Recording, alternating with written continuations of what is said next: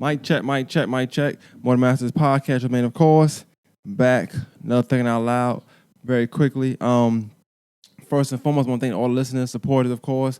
Wouldn't be without y'all, man. Amazing amount of support on the last episode, which was, I think I titled it a father-daughter relationship or a daughter-father relationship. I'm not sure which one I titled it, but very great amount of support on that episode. I figured it would do well. When she reached out to me to do that episode, I really thought that that would be very beneficial to a lot of people, women and men, whether it's fathers, whether it's daughters that been through it, fathers that been through it, fathers that are going to go through it, that are going through it, or daughters that have been through it or that are going through it. I thought it would be very educational, beneficial for people like that. So when she reached out to me and was like, we had this conversation, we thought it'd be dope if you did it. That's another thing, man. Shout out to my supporters, because first and foremost, Lacey and her dad, Donald, amazing supporters of More Than Masters podcast. So we joked while she was up here because she made the comment like, if it wasn't for me, you wouldn't know that. And he was like, well, I listened to him before I even knew you were on his podcast. You being on the podcast just made me say, hey, I know him, or I know of him, So shout out to him, shout out to her. Amazing episode, man. Phenomenal episode. I got asked a question last week, like, why do I keep doing podcasts with them or something like that? It was something to that effect. And he asked me today when we talked on the phone. Same thing I told him, man. I said, hey, look, man, y'all speak candid, y'all speak openly, and y'all speak y'all truth. And it's a lot of people that can live through what y'all are saying. And y'all are healing and living life a certain way where the things that y'all talk about, people are going through or been through or went through it and didn't know that, damn, I could have went through it that way. And it's just the way he speaks, the way she speaks, the way how openly they are. It creates for great content and great conversation and great thoughts. So shout out to them. I do want to address some things from the episode though, but shout out to them, man. Shout out to y'all for supporting them, Thinking Out Loud. I just try to throw episodes out there because my thing is I know for a fact that it's gonna get busy for me at some point, and I won't be able to record as much. So I try to flood y'all as much as I can now. So sometimes these Thinking Out Louds, let me know if they don't hit, then I'll stop doing them for a little bit. But for the most part, those are just kind of throwouts, just to make sure I stay sharp and that I release my thoughts. So before I get back into the episode, speaking of releasing thoughts, right? Let me get some soda real quick. Speaking of releasing thoughts, though, on last Thinking Out Loud, I spoke about laziness, right? And how I felt about lazy people. It's gonna be good right here. You could tell when the soda gonna be good just by the suds, man. Them suds look good. Pause. That was kind of crazy, wasn't it? Hey, some things you just can't pause. I ain't gonna lie. Some things just can't be paused. Let me drink some of this real quick. Damn.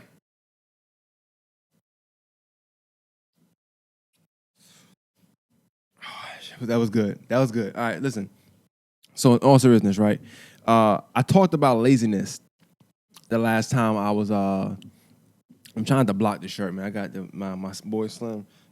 That boy spitting shirt. I was in Columbia today, which I'll get into in a second. I was in Columbia today, and one of the guys that was at the store I was walking, he goes, I love that sweatshirt, man.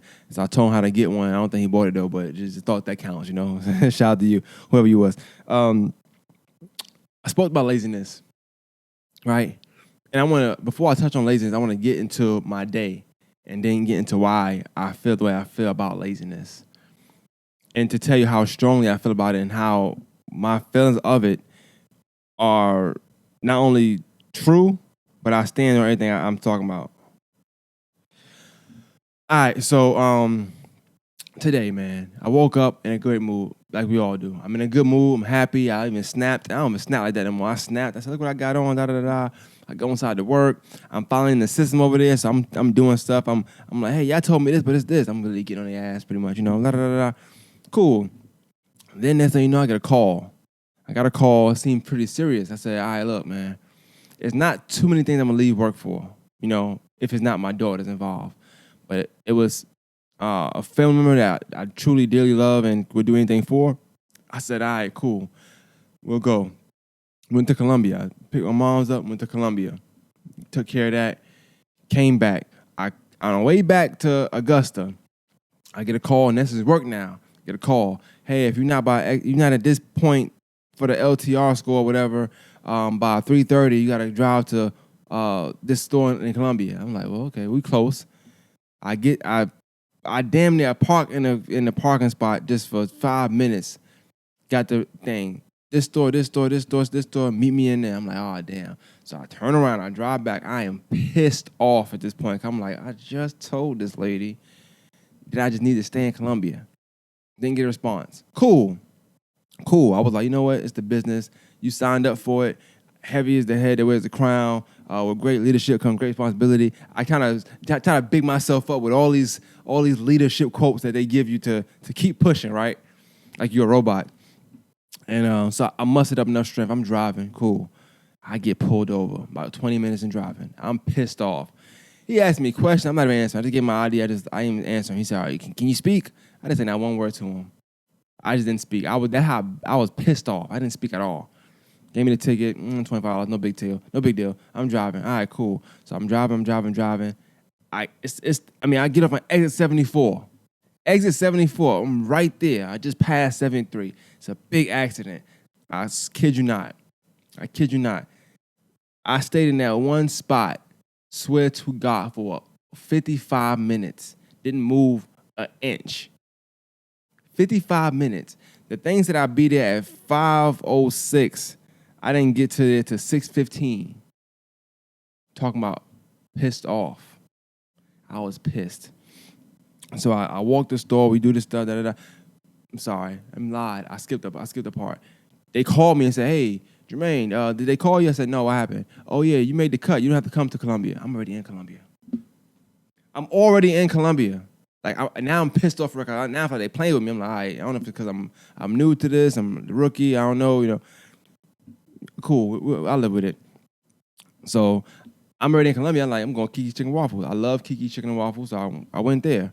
Food was, all right. The service wasn't really bad, but I'm not gonna lie, I was in a pissed off mood, so it could have been me. I could have not received the energy in Kiki's well. It could have been me. I drive back home. On the way home, my dad calls me. He says, "Hey, can you pick me up 4 pies, 4 bags of chips, and 4 sodas?" What the And it took a lot in me to tell him, like, yo, I'm not a runner, bro. And I don't have to muster it up to talk to him, but and you'll see what I'm talking about later on in the episode. But I'm trying to be delicate, even with people who aren't women. Like you want to be soft with when you speak to women a certain way, or when you deal with women, not because they can't handle it, just because it's natural to do so. And with men, you kind of be just just forward. But because I know his past, and I know that he's not where he wants to be, something in me just saying, like, be soft with him as well. You know what I'm saying? Because I don't, time waits for nobody. And you don't know what kind of time you got. So even though on one hand I'm pissed off, on one hand I'm not pissed off at my day, but I'm pissed off at just our relationship. I'm really mad about that. But then I'm pissed off about my day, and I can't throw it all on him, even though I'm pissed by him keep asking me to do these types of tasks, because he never wants nothing small. It's never like, go get me, can you just get me something to drink here, or it's always in bulk, which, yeah, whatever. I'm venting there. I'm sorry. Let me draw back in. I know y'all want to hear about that. So, I go to Little Caesars, of course. I get the stuff. I get everything he asked for. He come about 5 times in that process. If you know me, you know I like talking on the phone too heavy, so don't keep calling me. I'm going to get upset. So, I'm just wearing thin, right? So I finally do it, and I come here, and I tell you, man, the studio is like, it's like my it's peace, man. It's like, I feel at home, man. I wish I had a bed in a room in there. It'd be amazing. Like, it's just home for me. The day I got up at 7 in the morning. 6 in the morning. Took my kids, my oldest daughter to school. My youngest was sick. And to add that to my day too, my youngest was 6. I had to stay late a little bit just to get her right, and then take it to the proper people. But long day, not to say the least, long day.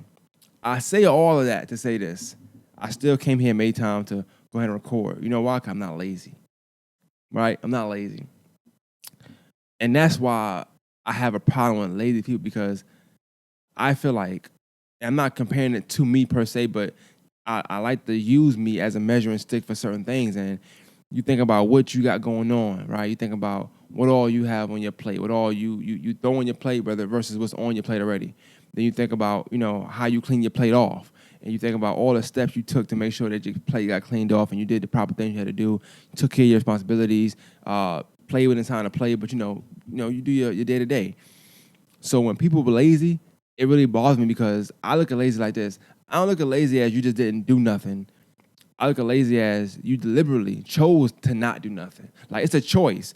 So I hate to bring up Kanye because I'm not a big fan of him, but I know y'all love him anyway. No matter what he say, I love him. He could say F black woman tomorrow, and y'all still love him. I know that. But music is a terrible thing, man. For somebody to say the things he's saying, people still like him because the music is good. But whatever. Anyway, so what was I at? I had a long day. Okay, I'm sorry. So, I think when you lazy, it's like you know what you got to do. You just choosing not to do it. It's a choice you're making. Like, you saying, okay, I know I'm supposed to do X, Y, and Z, but I'm just not going to do it, and I'll do it. The laziest thing somebody could tell me is I'm gonna do it tomorrow. That, I'm not gonna lie. Slim, you my guy, and he's not a lazy person at all. He don't say that, but sometimes we think he want to say that, but I think my tone or just my demeanor, I think sometimes he just be like, you know what, nah, I can do it. But still not a lazy guy. He just got a lot on his plate, so he has to really slice up what he gonna do and what makes sense to do what when. Like we did a podcast maybe about a week and a half ago. I'm not gonna lie. It took a long time for him to edit, but I get it. It was 2 angles. It take a long time to edit 2 angles. He does other photo shoots. He got other podcasts he got to do. He got other stuff going on. It's a lot on his plate.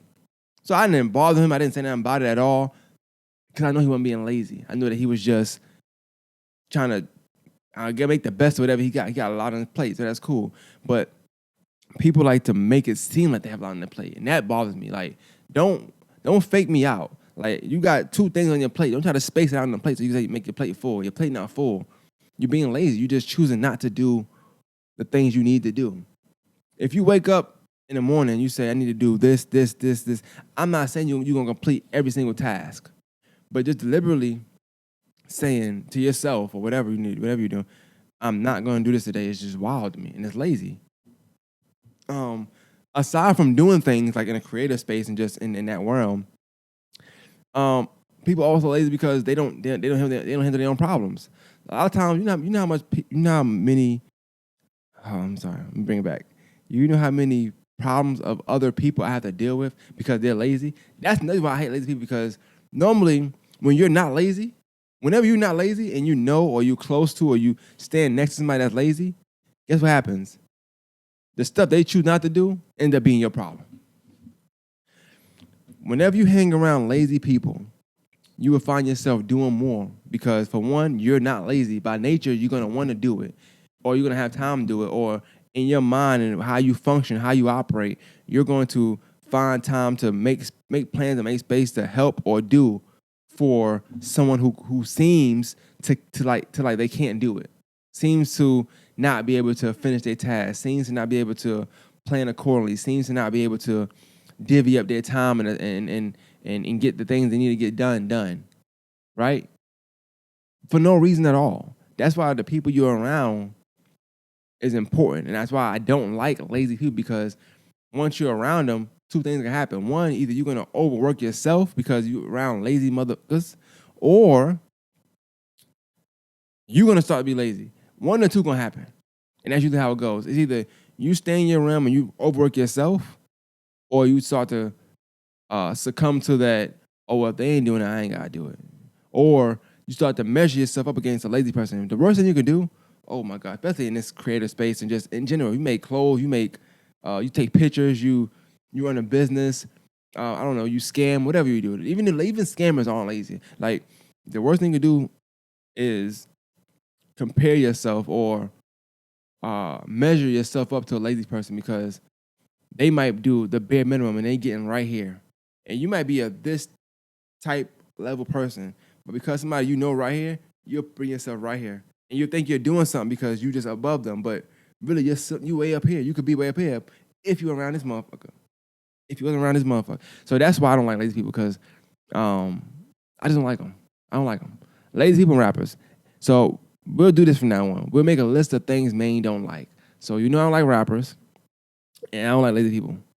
And 9 times out of 10, they both go hand in hand, but that's another story.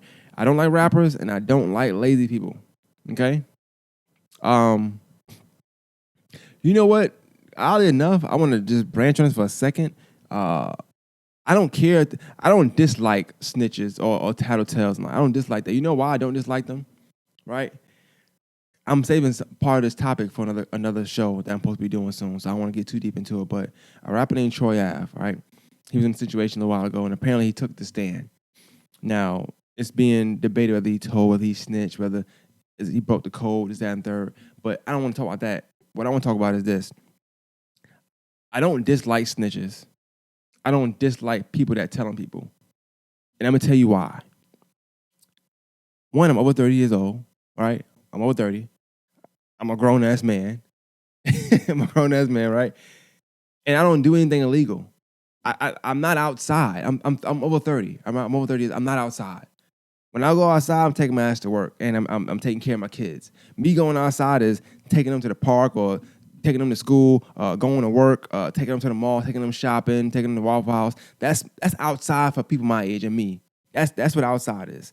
I'm not outside in the sense of I'm out there looking for trouble to get into, trying to rob somebody, trying to sell somebody drugs, trying to sell my own drugs, trying to be Pablo Escobar, trying to be what the rappers talk about being. No, it's not. That's not outside for me. Outside for me is taking care of my business and making sure that the mouths I have to feed are fed and the responsibilities I got to take care of are taken care of.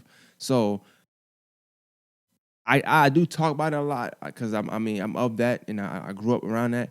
I don't really care if somebody's telling or not because it won't affect me at all. Do I want to be around somebody who's known for telling? Probably not. But I also don't do anything to where if I am around that, it's going to affect me. Just to keep the buck with you. And that's the really hidden agenda. They're like, or I'm sorry, the silver lining. It's like me being around someone. I could be around Gunna all day. I could be around 6ix9ine all day. It won't affect me. I don't do anything for them to tell me or to do anything the way I'm gonna get in trouble. Like, if anything, I mean, we just be talking about stuff that they did I don't like, but other than that, like, they cannot get me in trouble. So I can hang with somebody who told on somebody with no problem because I won't give them reason telling me. I'm not doing anything illegal. I'm grown as hell, and I take care of my kids. But they're going to say, yeah, he take care of his kids. Please tell the world. I need them to know this. I take care of my kids. All right? No more drink. This is real good.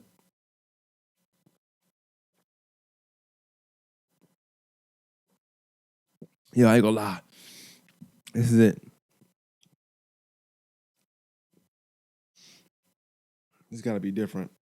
This is it. But yeah. So I did want to touch on the episode I did, right? So I did an episode with Mr. Donald Doe and Lacey Doe, and what I wanted to touch on with the episode was, first of all, I thought it was a phenomenal episode, and I got a great deal of feedback. So first and foremost, man, shout out to the supporters, man. Yo, y'all show out every chance y'all get with the support. Every episode not gonna be this big hit out the park. Some conversations are for the moment. Some are gonna hit certain people, certain places, and some is like this where it's like, damn, that was good. And I felt it in the room. I felt it on the phone when we was talking about the podcast. I felt it afterwards. I felt it when I was clipping it up. Great episode, man. I think it's very, very informative and very, very, very beneficial to anybody wanting the outside looking in kind of perspective on things like that, and then anybody wanting just to kind of see what women go through as young women, as young ladies, and the vivid imagination. I'm sorry, the vivid memory of a kid, and the things that we forget as adults. But I learned a few things in this episode, and one I want to touch on a few of them if I get enough time. One of the first things I want to touch on is, I thought it was dope how, you know, he didn't know. He thought getting custody of his kid, of his daughters, was him, being a superhero, so to speak. Like he was being a hero. And not saying he wasn't, but he quickly found out that, we're still mad at you. We are mad at you. And I thought it was dope that he had this strength to like, hey, be okay with it, not say F them kids, like that was dope. It's very hard to do. It's hard. It's hard. It's hard to continue to support love and try to be there for somebody who's continuously pushing you away. And that's in any facet of life. That's not just father-daughter, but I could just imagine father-daughter, right? Here it is, you asked, you called me, you told me you were in trouble. I came, I saved you. And now you still mad at me, Um, but I think the most what I really want to touch on, just in all totality, is this.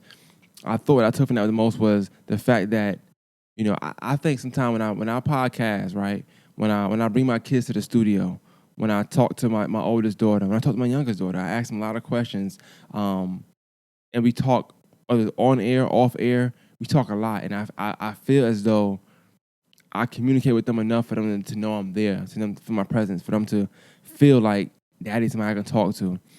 But when it's all said and done, my daughter's 11, my other daughter's 6. They will be 15, 16, 17, 18 at some point, and none of that's going to matter. And that's what I took from that. I was like, damn, I'm thinking I'm doing a great job. I'm documenting this stuff in their life. I'm talking to them.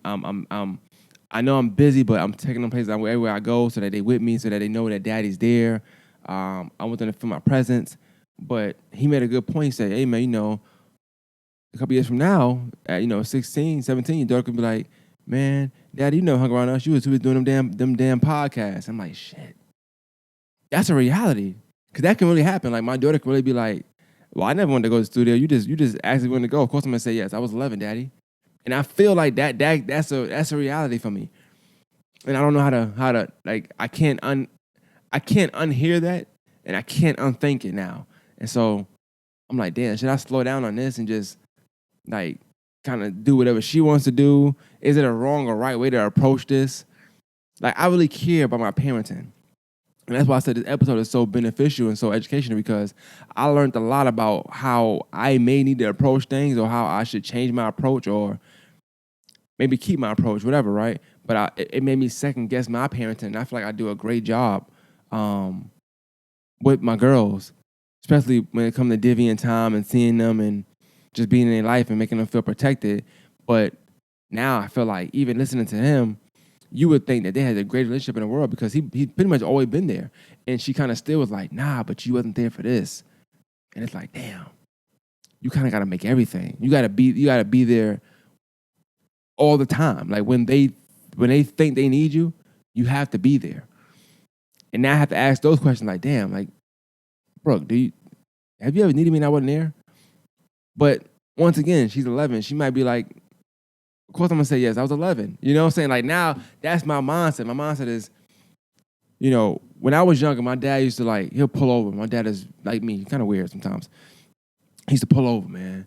And he'd talk to me. Like, me knowing now what he was talking about, it makes sense, but I was 6. I'm sorry, I was 7, 8, 9. One of those ages. I don't know what the fuck he was talking about. I don't know what he was talking about. I don't know. But he was talking to me like an adult at an early age. And it was a time in my life where I didn't have him to talk to. And I always reverted back to those conversations, but I couldn't piece it or break it up, because I don't remember everything we talked about in totality. It was spotty for me. I was 6, 7 years. I don't think about it but the thing is, now I was telling you I'm mad at our relationship. I think back at, damn, he could have been there more for me here. He could have been here more for me. He could have been here more for me here. But in his mind, he probably like, well, damn, I gave you the game at 7, 8, 9. You just ain't run with it. But in my mind, I'm thinking like, well, I was 6, I was 7, I was 8, and I don't want Brooke to do the same thing to me. I don't want her to ever feel like,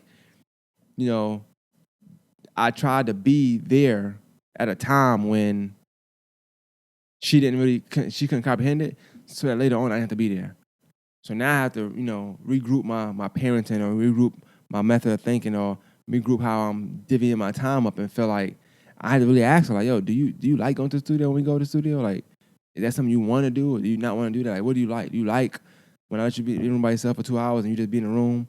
Or do you want me to come talk to you and bother you? Like, I don't have to figure that out because what I don't want is for, and shout out to the Doe, shout out to Donald, and shout out to Lacey, but the thing was 18 years of hatred. I don't want to ever feel like that. I don't think we have the same relationship, like him and his daughter versus me and my daughter. I think because I've been there like the whole time, it's different. But it made me think, and I think that it made a lot of women, a lot of men think, because the feedback I got from it was all thought provoking feedback. So shout out to Donald Doe, man. What I'll say is this, man. As a dad, man, I gotta respect him so much for not only the composure he held within the interview and let her talk and not being combative, not not downplaying any feelings she had, not downplaying any thoughts she had, not downplaying the theme of 18 years of hatred. He may feel differently, but he didn't downplay it. He let her talk, let her get it off, and then he explained why things were the way it was, or not even explain why. He apologized. He stepped up. He said, that was my fault, And as a man, I just was taking notes like, yo, this is a man right there. That's a man. And I think that something he said, don't get me wrong, it was funny to me because comedic timing and things of that nature. He wasn't joking. I was laughing and he was not joking a lot of times. He was just being the man, and that's how he is. But that's somebody that I think every man can learn from because he's made his mistakes. He's not perfect. He's human. He made mistakes, but he lives in them and he accepts them, and that's respectable.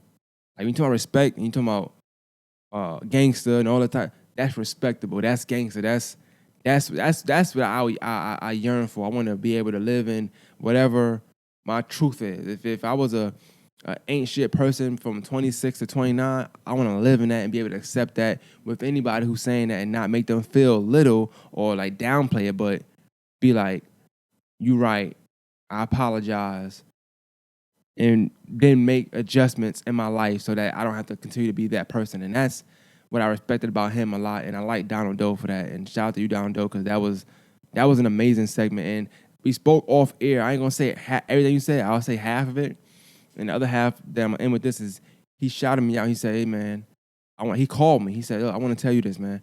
He said, "I got the phone right." He said, "You do amazing work. You do amazing work." He said, "You put clips out every time you have us on. The clips you put out, I get these calls. I get these phone calls about the great work you're doing, and I watched the whole thing, and you do great work."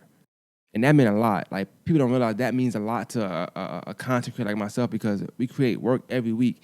And after a while, it can get mundane. It can get mundane. Let's say mundane. It just because it's repetitive. I can never hear that enough that I do good work. You do good work. You put out great content, because I'm always wondering if the last thing I put out was good enough. So shout out to Don Doe for that, man. Yeah, I go check the episode out. Father-daughter relationship, 18 years of hatred, great relationship, great episode, great podcast. One of my podcasts, we out. I gotta go. Chime me on 30 minutes. I did it.